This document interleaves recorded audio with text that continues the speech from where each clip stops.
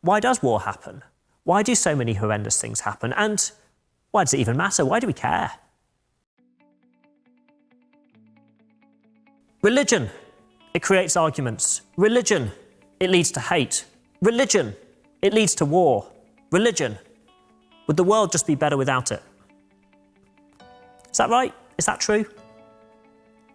A lot of people think that many of the world's problems and wars are due to religion and ignorance, and that with education and time, these things will be fixed and the world will all be better.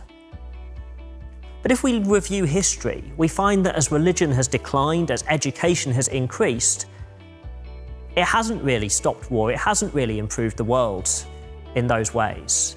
And if we look at all the wars through history, we find that 90% of them actually had nothing to do with religion at all. In fact, the 20th century, one of the most educated and least religious periods of time on the history of the world, was one of the most violent. The First World War and the Second World War, nothing to do with religion and utterly horrific. So if religion and war aren't so closely linked, why does war happen? Why do so many horrendous things happen? And why does it even matter? Why do we care? Why does war happen? As I said, a lot of people think that religion's one of the primary causes, that it's all to do with bad ideas and disagreements, and that education would fix it. But education hasn't fixed it, at least so far. The Russian author Alexander Solzhenitsyn, who spent several years in a gulag, a Russian concentration camp, initially thought that perhaps it was the attitudes of specific people that caused this. But as he pondered things more, he said this: if only it was all so simple. If only there were evil people somewhere insidiously committing evil deeds, and all that was necessary was to isolate them from the rest of us and destroy them.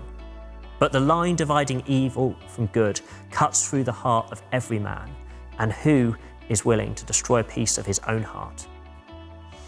As Solzhenitsyn said that, he was really echoing the words of Jesus, written nearly 2,000 years earlier, or recorded for us nearly 2,000 years earlier in Mark's Gospel. Jesus said, and this is recorded in Mark 7, verses 21 and 22, "For from within, out of men's hearts, come evil thoughts, sexual immorality, theft, murder, adultery, greed, malice, deceit, lewdness, envy, slander, arrogance, and folly." As Solzhenitsyn recognised and as Jesus taught, there's evil in every person's heart. And that's why there's always war and hate, because there's evil coming out of all of us. But why does it matter? Why do we care so much?